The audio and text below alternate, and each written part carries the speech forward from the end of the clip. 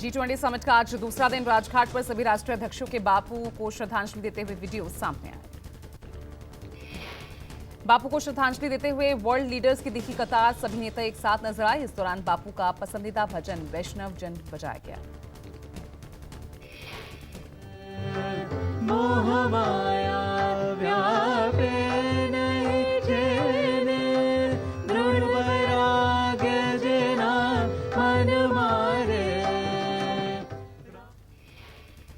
राजघाट पहुंचे अमेरिकी राष्ट्रपति जो बाइडेन का पीएम मोदी ने स्वागत किया। पीएम मोदी ने जो बाइडेन को खादी का स्टॉल पहनाया।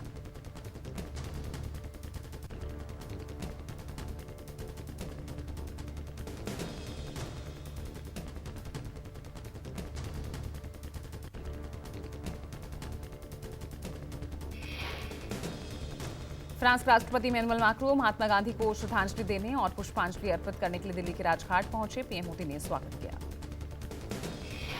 ब्रिटेन के पीएम ऋषि सुनक भी राजघाट पहुंचे। पीएम मोदी ने ऋषि सुनक को खादी का स्टॉल गिफ्ट किया। राजघाट पर एक साथ बात करते दिखे ऋषि सुनक, जो बाइडेन और पीएम मोदी। पीएम मोदी ने साबरमती आश्रम के बारे में जानकारी दी। नीदरलैंड के प्रधानमंत्री मार्क रूट, मॉरिशस के प्रधानमंत्री प्रविंद कुमार जगन्नाथ, मिस्र के राष्ट्रपति अब्दुल फतेह अल सीसी और बांग्लादेश के पीएम शेख हसीना भी राजघाट पहुंचे। पीएम मोदी ने सभी का स्वागत किया। फूलों से सजाया गया राजघाट। राजघाट बेहद ही खूबसूरत नजर आ रहा था। पूरे राजघाट में सभी राष्ट्रीय अध्यक्ष घूमे और बापू को नमन किया। G20 समिट के दूसरे दिन का सत्र शुरू। आज वन फ्यूचर थीम पर वर्ल्ड लीडर्स का मंथन शुरू। आज G20 का आखिरी दिन है। भारत में G20 शिखर सम्मेलन पर प्रधानमंत्री नरेंद्र मोदी ने एक्स पर लिखा, बेहतर ग्रह के लिए G20 शिखर सम्मेलन में सार्थक चर्चा। इंडोनेशिया के राष्ट्रपति जोको विडोडो और ब्राजील के राष्ट्रपति लुइस इनासियो ने तीसरे सत्र से पहले प्रधानमंत्री नरेंद्र मोदी को एक पौधा सौंपा। तस्वीरें सामने आई।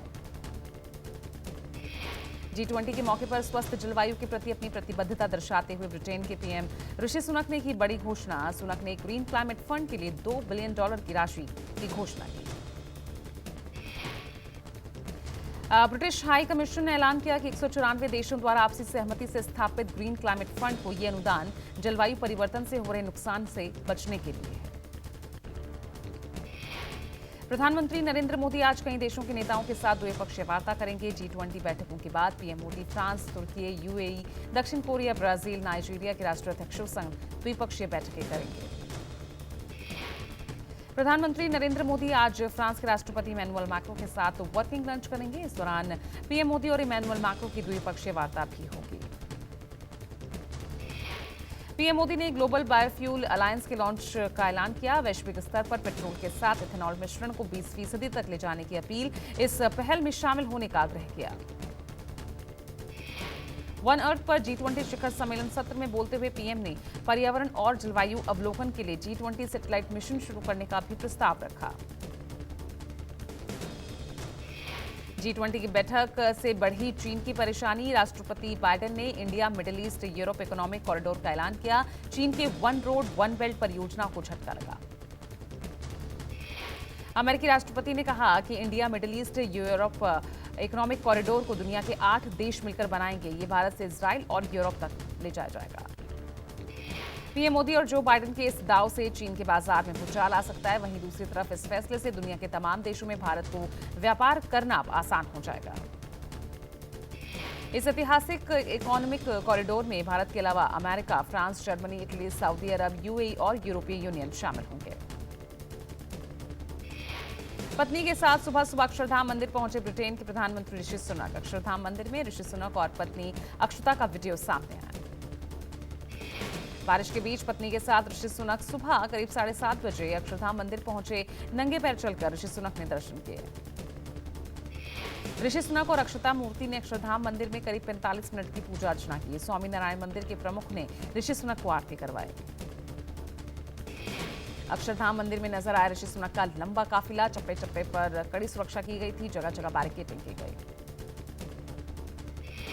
G20 के तीसरे सत्र से पहले वापस लौटे जो बाइडेन। भारत से वियतनाम के दौरे पर जा रहे हैं जो बाइडेन। माना जा रहा है कि जो बाइडेन का कार्यक्रम पहले से तय था। 3 दिनों के दौरे पर जो बाइडेन की पीएम मोदी से द्विपक्षीय वार्ता हुई और जो बाइडेन ने राष्ट्रपति मुर्मू के डिनर में भी हिस्सा लिया। G20 के मुख्य समन्वयक हर्षवर्धन श्रृंगला भारत मंडपम में प्रदर्शनी केंद्र पहुंचे। प्रदर्शनी में 30 राज्यों और केंद्र शासित प्रदेशों के उत्पाद प्रदर्शित किए गए हैं। G20 में पहली बार आरबीआई के इनोवेशन हब में सेंट्रल बैंक डिजिटल करेंसी का प्रदर्शन हो रहा है। इससे अंतर्राष्ट्रीय प्रतिनिधि जिनके बैंक अकाउंट भारत में नहीं होंगे, उनके मोबाइल वॉलेट से पैसे डाले जा सकेंगे। G20 शिखर सम्मेलन की सुरक्षा व्यवस्था चाक चौबंद। Special CP law and order Dipendra Pathak ने कहा, G20 के लिए दिल्ली पुलिस महीनों से कर रही थी तैयारी। ओडिशा में सुदर्शन पटनायक ने पूरी बीच पर विश्व का सबसे बड़ा G20 लोगो बनाया। रेत पर बना G20 लोगो 150 फीट लंबा, 50 फीट चौड़ा है। सैंड आर्टिस्ट सुदर्शन पटनायक ने छात्रों के साथ मिलकर G20 शिखर सम्मेलन का लोगो बनाया। रंग बिरंगी रेत से सजे लोगों के साथ लिखा वेलकम। G20 में आए राष्ट्राध्यक्षों के सामने स्कूली बच्चों ने भारतीय परंपरा और लोक नृत्यों को प्रदर्शित किया है। नोएडा के इंडस वैली स्कूल के बच्चों ने राष्ट्राध्यक्षों के सामने डांस किया। नोएडा के इंडस वैली स्कूल में बच्चों के डांस को देखकर विदेश राष्ट्रीय अध्यक्ष आश्चर्यचकित रह गए। बच्चों के डांस को देखकर सब भाव विभोर हो गए। 5 दिन के विदेश दौरे पर पहुंचे राहुल गांधी आज नीदरलैंड पहुंचेंगे। 400 साल पुरानी लेडन यूनिवर्सिटी को संबोधित करेंगे राहुल गांधी। लेडन यूनिवर्सिटी के कार्यक्रम के दौरान 21वीं सदी की वैश्विक व्यवस्था में भारत की केंद्रीय भूमिका के मुद्दे पर चर्चा होगी। कल कांग्रेस नेता राहुल गांधी नॉर्वे जाएंगे, जहां वो ओस्लो में देश के सांसदों से मुलाकात करेंगे। साथ ही प्रवासियों के कार्यक्रम को संबोधित करेंगे। राजस्थान के टोंक में चुनावी हुंकार भरेंगी प्रियंका गांधी। पायलट के गढ़ में जनसभा को करेंगे संबोधित। मोबाइल वितरण कैंप का अवलोकन के साथ प्रियंका गांधी राजस्थान सरकार की इंदिरा रसोई योजना के तहत इंदिरा रसोई ग्रामीण योजना की शुरुआत करेंगे। जनसभा के जरिए प्रियंका गांधी कांग्रेस महिला वोटर्स को साधने की कोशिश करेंगी। एससी, एसटी और अल्पसंख्यक वोटर्स को भी साधने की कोशिश करेंगी प्रियंका गांधी।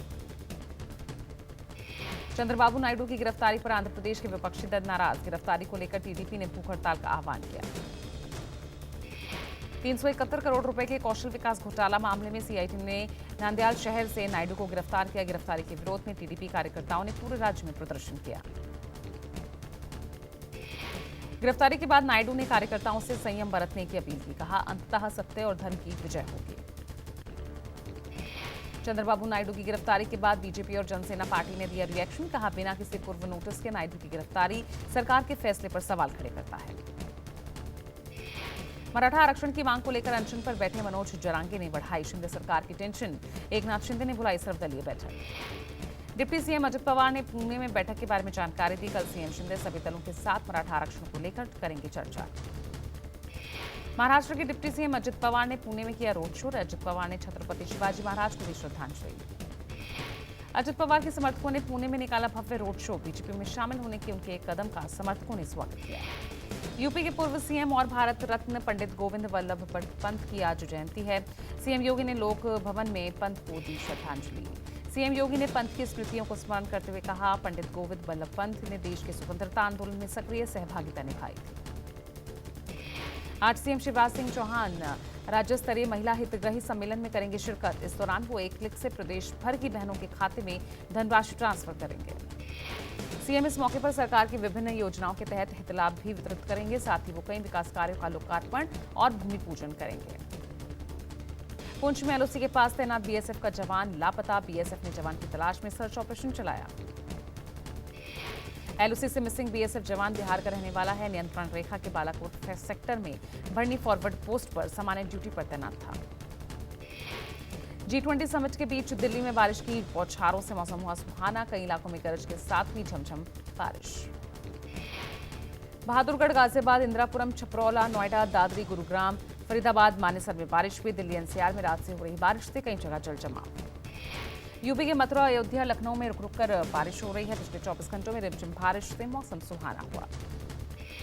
मथुरा में बारिश से पुराना बस स्टैंड के पास रेलवे अंडरपास में पानी भर गया। बारिश की वजह से गाजियाबाद के पौष इलाके इंदिरापुरम की सड़कें तालाब बन गई। भोपाल में एक दिन की बारिश ने 4 साल का तोड़ा रिकॉर्ड। बारिश के बाद कलियासोत डैम का लेवल बढ़ा।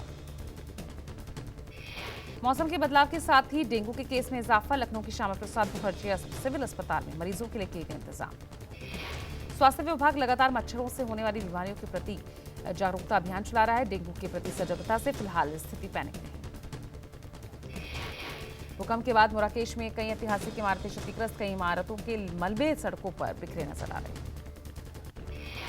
भूकंप के चलते मोरक्को में 3 दिनों के राष्ट्रीय शोक की घोषणा। भूकंप से तबाही में अल हौज और तरौंदत प्रांत के लोग सबसे ज्यादा प्रभावित।